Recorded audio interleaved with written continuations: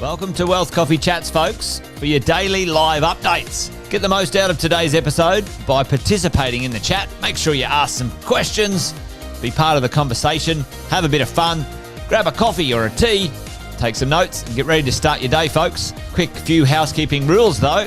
No spamming, no advertising or self-promotion in the chat. That's not on. Be kind and respectful to everyone when participating. And most of all, have a good time. Real estate investing can be your biggest asset. It also can be your most expensive asset when it comes to getting it right or getting it wrong, folks.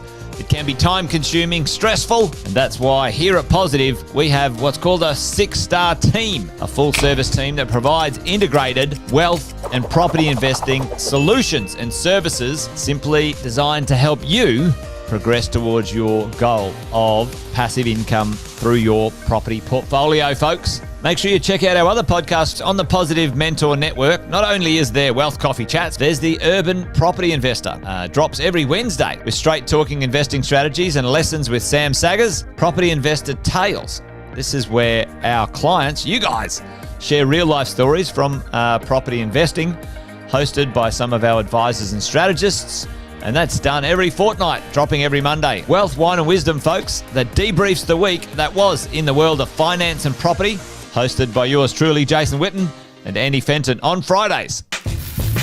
Welcome to another Wealth Coffee Chats. Marvellous Monday. Hope you're well, folks, wherever you are. If you think it's Get Rich Quick, you're in the wrong place. This is the wrong podcast. This is the wrong live for you. Welcome to another Wealth Coffee Chat. Hope you're all awesome and well. Well, hello. Good morning, everyone. Good to see a few of you up and at it on the Wealth Coffee Chat this morning, Monday, May 20th. Hope you're well, folks. Chris is in the house. Good morning, Chris. Scott, good to see you. Yeah, a little bit colder today, that's for sure. Ben, how are you, mate? Hope you're well, buddy. Brendan's there too. Morning. Good to see you, folks. Do the quick intros as we're getting the show going. Jason Whitton's my name. If you didn't already know, you might be new. You might have just joined our coaching and mentoring program for property investors. And if you have, then fantastic. Welcome along. Give us a bit of a shout out in the chat. Say hello. Let us know where you are, what you're up to. Get involved. It's always great to have a little bit of interaction on the morning show. Wealth Coffee Chats. We've been doing this for a little while. We hang out in the mornings, talk about what is going on in the world of property investing and other things as well. We try and sort out a little bit of the facts from the rubbish, the media mayhem. There's plenty of misinformation out there, folks, but there is, if you look and you understand what you're looking at, plenty of good info to make some good decisions as a property investor, long-term wealth decisions. And that's what this show is all about.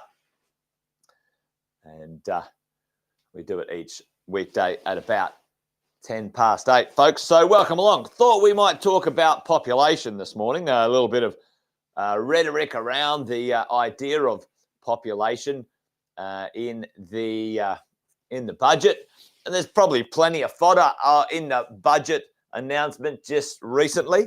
But today I'll talk about the population. I might get Andy Fenton on the show maybe tomorrow. We might do a little bit of a riff on what happened in the budget and what we think about it. But listen, folks, who put it in the chat? What was there was a little bit of hoo-ha about population in the chat. Just recently, put that in there in the budget. But listen, there's 6 drivers in our world when it comes to the property world, our property investing, residential property, that we like to keep an eye on, ladies and gents. And one of those is population increase. So let's go. I'll put all the 6 up as we go. So supply and demand, interest rates, population. Infrastructure spending, politics. Okay, these are the loonies. And then what does Sam call it? The yield variation. Yield variation.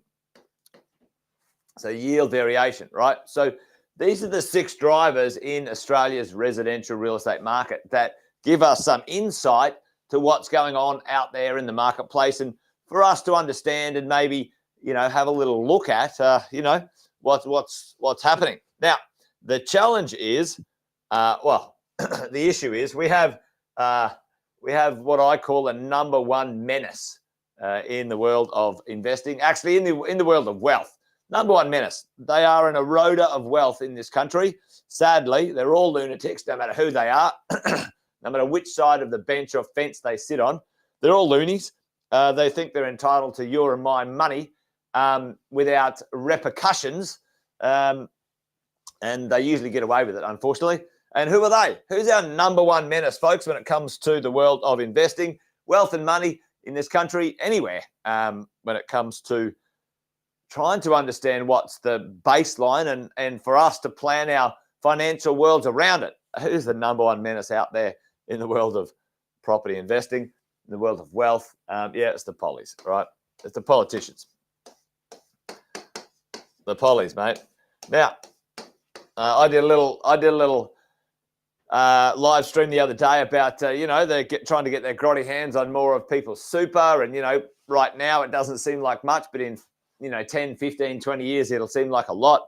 But today we're talking about politicians and the budget and what they were talking about the other night, right? So the big conversation, and if you weren't paying attention or you didn't know, is that, morning, Allison, good to see you. Conversation was that a vote-seeking policy in the budget was that, all right, you know what, this population growth that we're having from migration is not on. That's causing the housing crisis, the housing problems. Yeah, right. That's causing the housing problem, and we're going to quash or reduce immigration. So we're talking about, if we reduce immigration, that'll free up 100,000 homes. I don't know if anyone heard that the other day, right? There's this conversation. Polly said, we're gonna put immigration down, and that'll unlock 100,000 homes, right? 100,000 homes. Well, complete and absolute nonsense when it comes to that. There's no fact in that conversation. It's crazy, but anyway, this is the sort of thing that these pollies say, and everyone just eats it up for breakfast. About 5 minutes after that, the opposition leader concedes that it's only a tiny fraction of property sales in Australia are made by foreign residents after releasing a major new population policy. Right, this is the loonies we're hanging around with, folks. Unfortunately, that's the way it is. They don't know what they're doing. There's only one thing that has to be solved in this population, this property crisis, and I've been talking about it for years and years. But anyway, maybe they should try and listen to my morning show. The number one menace reckons they're going to reduce population, immigration, and that'll fix the show, right? Yeah, we'd only need yeah, exactly, Chris. You only got to need we'll get another 100,000 homes, and we'll get only need 1.1 million dwellings. Then you're dead right, and then anyway, there you go. Well, the big issue is this one, folks. That's the big issue. Supply, actually not demand, because demand is up. Supply is down. And how do you fix supply? Well, there's a couple of ways to do that. And one of them is not to reduce immigration. We have a challenge. We've got a massive issue in this country when it comes to construction, when it comes to our infrastructure building, and right now, reducing people who are skilled that can come into the country and take the pressure off our construction and building industry is not the answer. It's only going to increase prices. It's only going to make it harder and take longer to deliver properties. And at the end of the day, in the meantime, it's not going to reduce the pressure on the market. The rents will continue to rise. Interest rates will go sideways. Maybe they'll go up a little bit. I doubt it, but there's a bit of rhetoric about that. At some point, they will go down. Maybe it'll just stay the same for longer. We were hoping, there'd be a bit of relief at late 2024. There's pretty well no chance of that at the moment.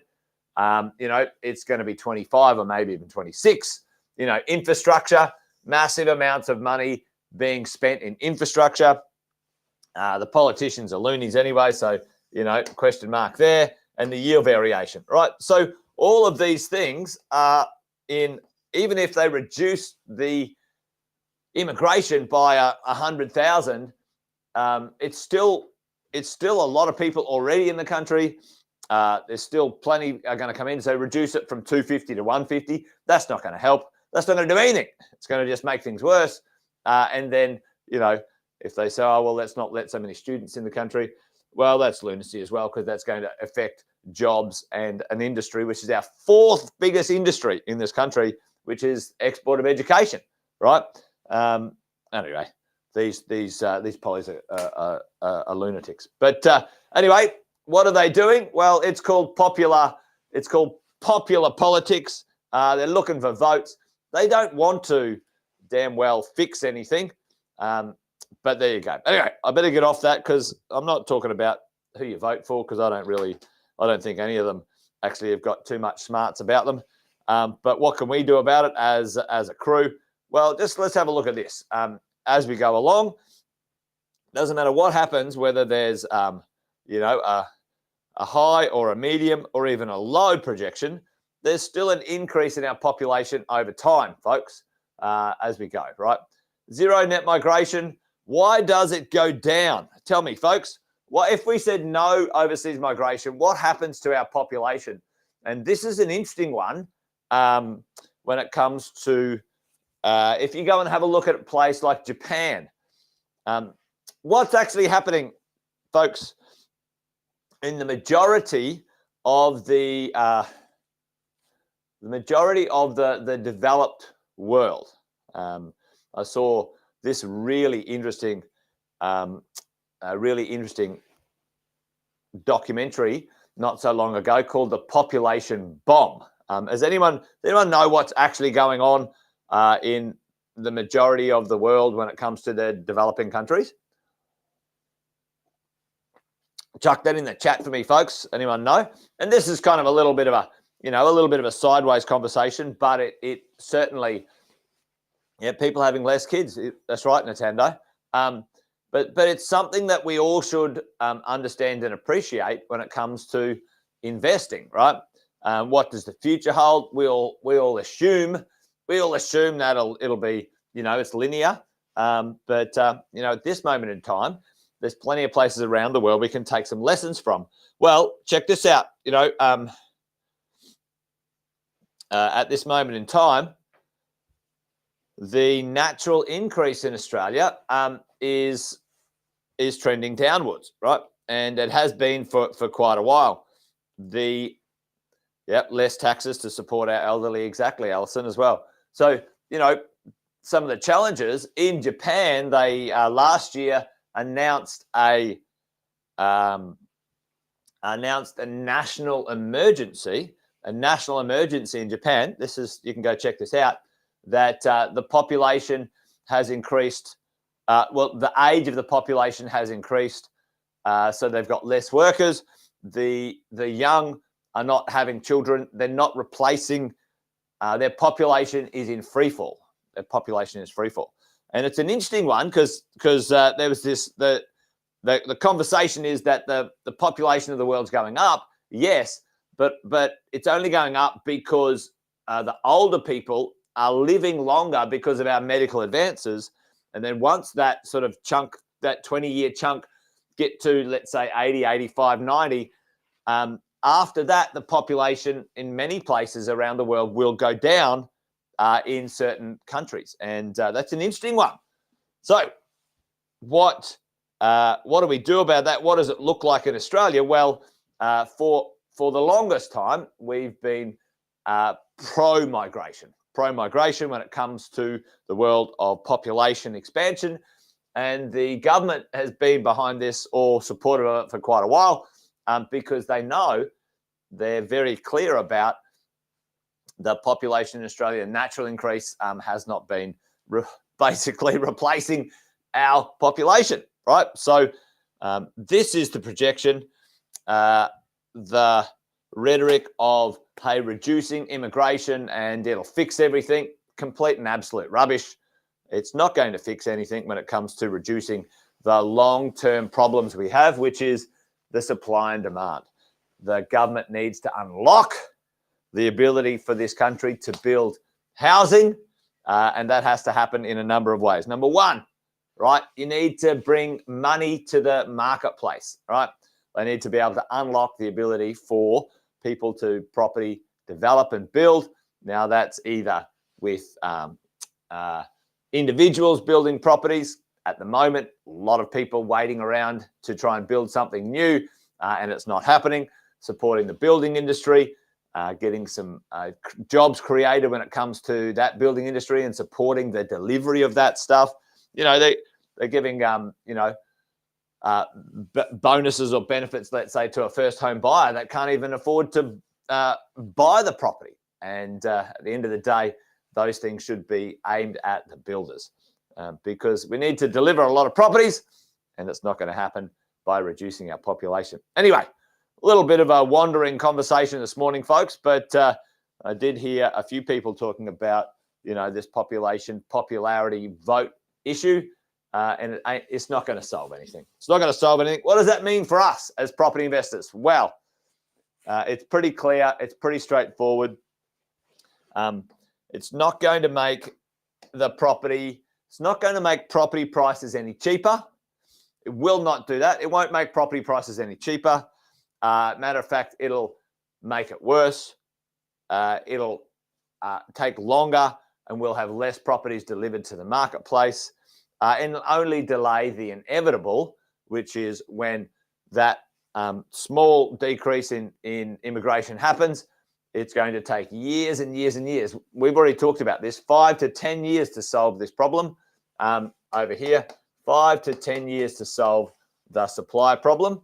And the population of Australia will continue to grow, one way or another.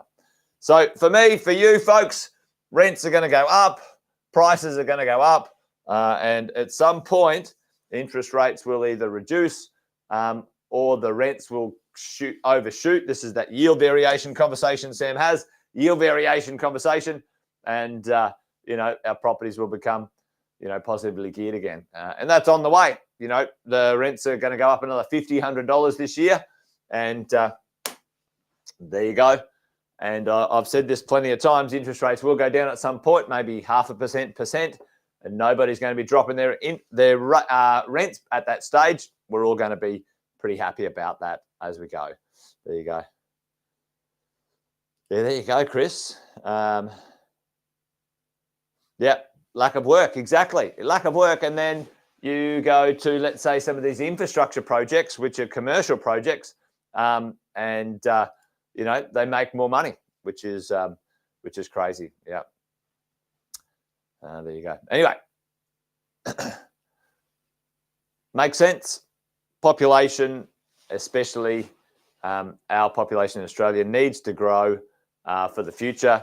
Keep up with the ability for us to pay for our infrastructure and have enough taxpayers in the system, because it will collapse just like Japan if we don't. Anyway, it's a bit of a divisive conversation, that one. But at the end of the day, it's not a political conversation for me. It's just a practical one. We need some people to build things, and we need the people to maintain our infrastructure. And when you're 75 years old, you're just not doing it. All right. That's the drill. Anyway, there you go. All right, folks, that's it. Wealth Coffee Chat done and dusted for today. Join us tomorrow. I'll get Andy Fenton along. Maybe we'll debrief the budget and see what he's got to say about it tomorrow.